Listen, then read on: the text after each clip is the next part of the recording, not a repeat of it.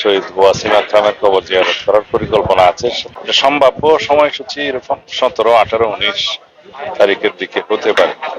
নির্বাচনের পরিবেশ এই পর্যন্ত যা আছে, যা দেখা যাচ্ছে, তাতে আমি মনে করি লেভেল প্লেইং ফিল্ড মোটামুটি আছে।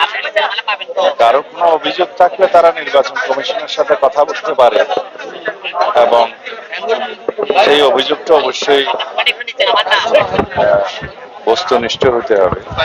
যদি কোনো অভিযোগ থাকে নির্বাচন কমিশনের সাথে কথা বলতে পারে, অভিযোগ দিতে পারে।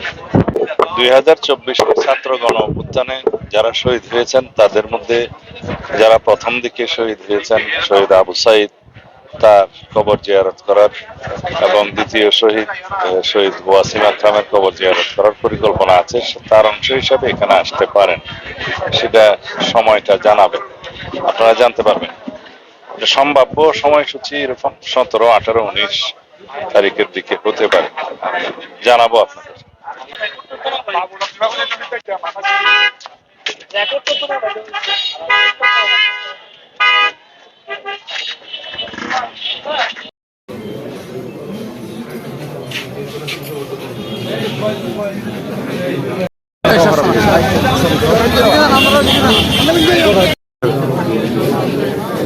কেন